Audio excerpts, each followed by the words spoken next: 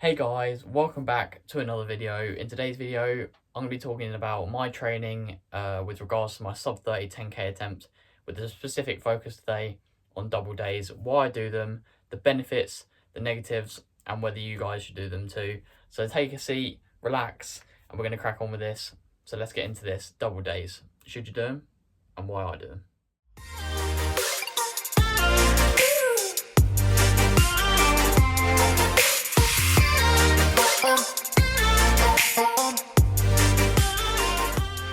So guys, the benefits of doing double days. The first benefit is that it allows you to break up your mileage.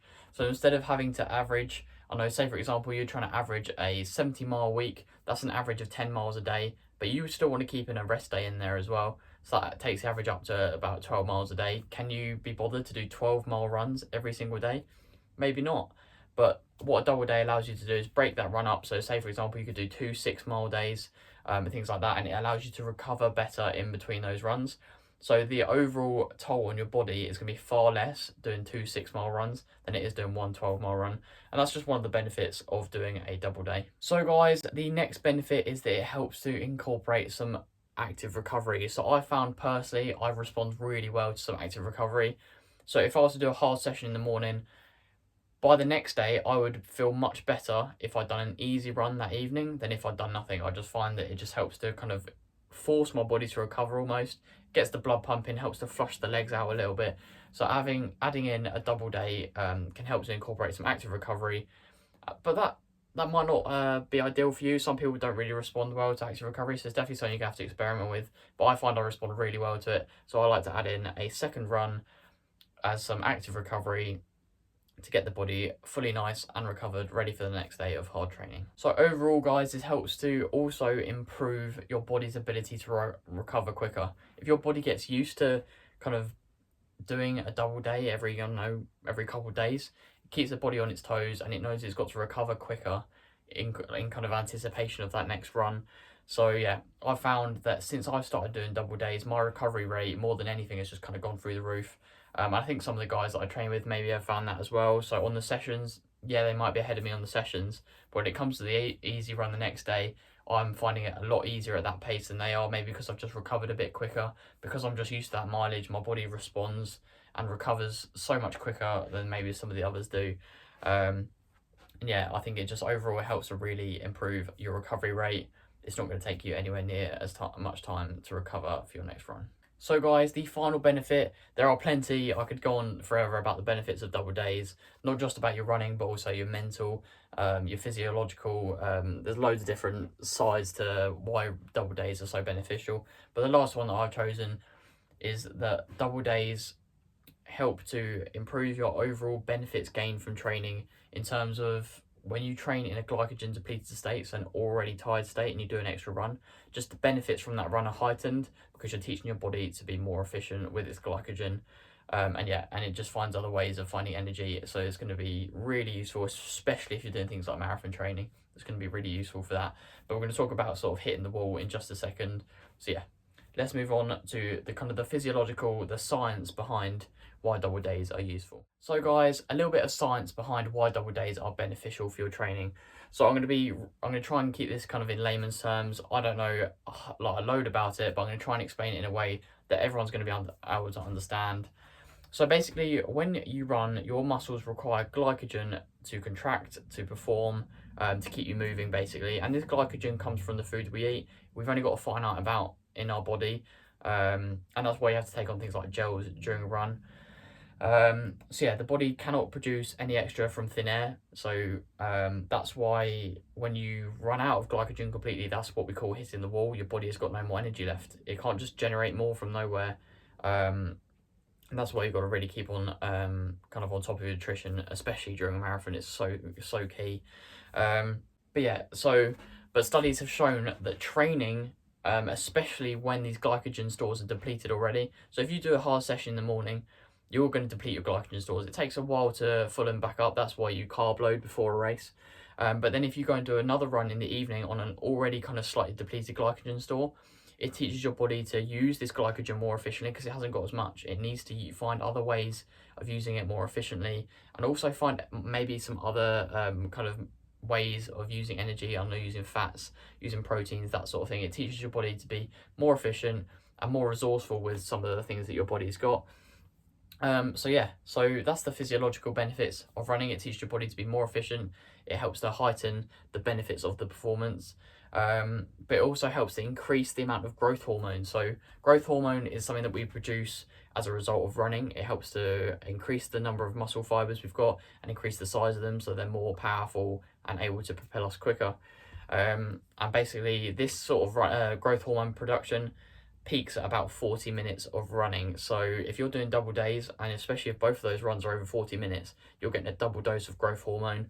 So those muscle fibers are going to grow much stronger, much more efficient. So you're going to get a lot more mitochondria in those muscles. So it's going to take a lot more kind of speed or in kind of intensity to get you kind of out of that aerobic zone, if that makes sense.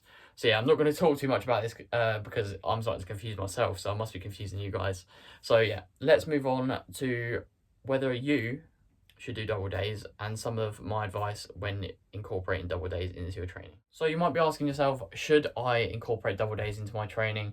And there's not really an answer yes or no. So experts recommend that you should only incorporate double days into your training if you're running at least 5 times a week, or you're running at least 50 kilometers a week. So to some of you that might sound like 50 kilometers, what's that? I run that in my sleep, sort of thing. But this is just making sure that each individual's body is adapted to training. It understands the kind of the some of the stresses on the body when you're running that much. There's no point doing 1 run a week, but then making it 2 in the same day. It's just no point doing that. So you want to make sure that you've already got a nice base mileage to build off of. And also that it's not going to be a complete kind of throw yourself in the deep end, like kind of almost doubling your mileage sort of thing. So yeah, I would say that that's actually quite a useful way of looking at it. I completely agree with the experts there, and I'll put a link to the paper that I found that research on in the description. But yeah, so if you're not running 5 times a week or a minimum of 50k, I wouldn't even bother, to be honest, in the nicest way possible. But yeah, so also when you're thinking about adding double days in, you really need to think about what sort of runs you need to add in and whether you need them. You don't want to be adding extra unnecessary stress to the body, but they can also be really useful, especially if you've got a really busy life. Say for example, you've got half an hour in the morning, but you don't have a full hour to do, I know, your 8-mile run. But you can fit in a 4-mile run, but then you've also got time in the evening to do another 4 miles. Perfect, you can break it up. Do 4 miles in the morning and 4 miles in the evening. But double days don't have to be running. Double days can be cross-training. Cross-training is going to be your friend when it comes to double days. So sometimes a swim or a cycle can be just as useful as doing a second run, because as I said, it's working on those glycogen depleted muscles and really getting those heightened benefits of training. But one little tip that I would recommend for you guys is that you make sure that you leave between 4 and 10 hours between your second run. So if you finish your first run in the morning at 9 o'clock, make sure you're not doing your second run until at least 1 o'clock. I would say the later in the day, the better. If I train in the morning, say for example 9-10 o'clock, I don't do my second run in the day till at least 5 o'clock. Sometimes if you've got other commitments, sometimes you have to do it slightly earlier. But yeah, that's my recommendation. Leave between 4 and 10 hours between your double runs. So guys, let's move on to the negatives of double days. There aren't that many negatives, but they can be quite heightened if you don't do them properly or you don't really understand your body when adding in some double days.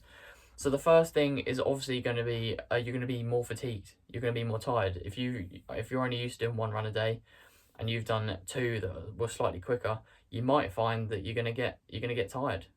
And this can lead to some other knock-on bad effects, so such as losing a bit of motivation.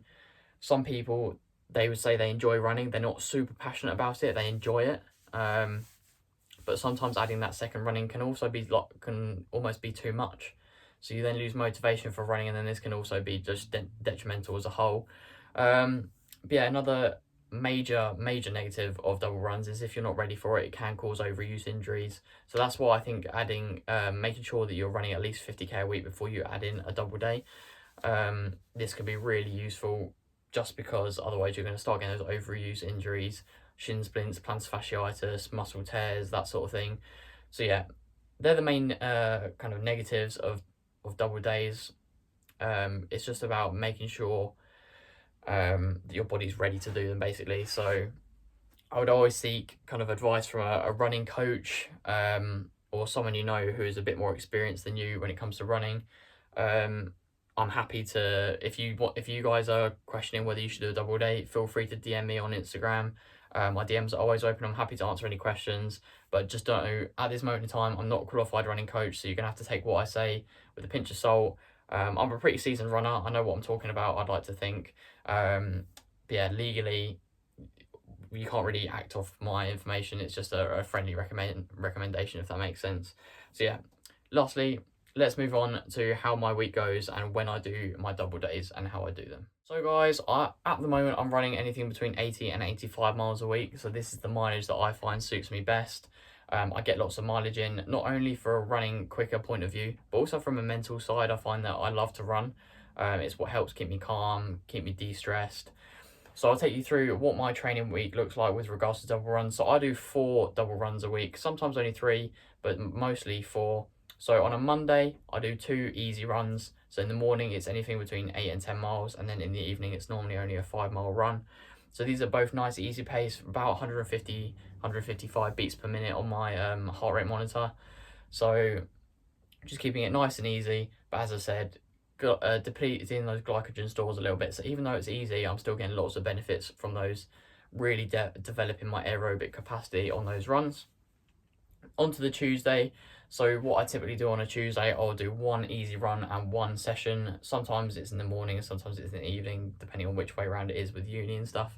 So typically it's going to be an easy run in the morning and then a session in the evening, now that I'm back at university.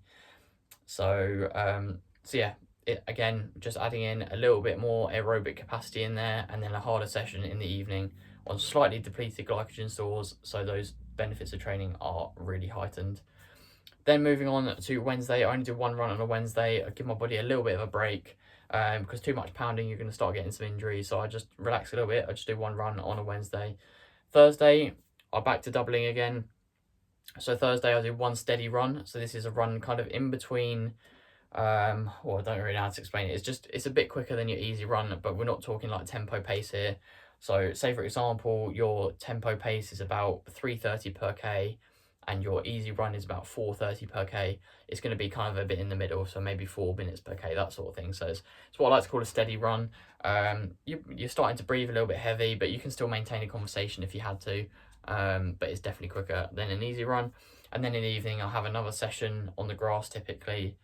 So again, a nice double day in there.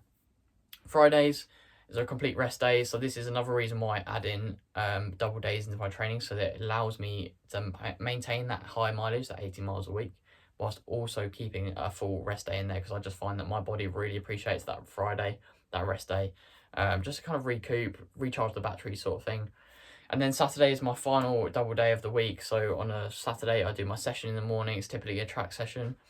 And then in the evening, I do an easy a second run, normally about 5 miles. And then Sunday's long run. One thing I would definitely say is do not break up your long run. That long run needs to be 1 chunk. Because I think that's one of the main benefits of the long run, is teaching your body that you can't just stop and recover and refuel in between like your longer run. So especially if you're marathon training, half marathon training, I really recommend not breaking up that long run on a Sunday. Keep it as 1 chunk. But for all the other runs during the week, it's really useful, but you're still maintaining that 1 long run to teach your body that you need to be able to run for 1.5, 2 hours without stopping, basically. So guys, hopefully you found that interesting. Sorry it's been a bit of a talky episode. I was kind of thinking, well, what should I make a video about today? And I've been talking to a couple people about double days, so I was like, that's what I want to make a video about today. So hopefully this has been useful for you guys. And as I said, any questions about whether you should do double days, drop them down in the comments or message me on Instagram. I'm happy to reply and offer any advice I can give you. So thanks for tuning in, guys. Please like, subscribe, share with your running buddies. It really does help the channel grow. I think we're nearly hitting 2,000 subscribers, which is just mental. Not even been doing it a year yet. So yeah, thank you guys. Thanks for tuning in, and I'll catch you in the next one. Peace.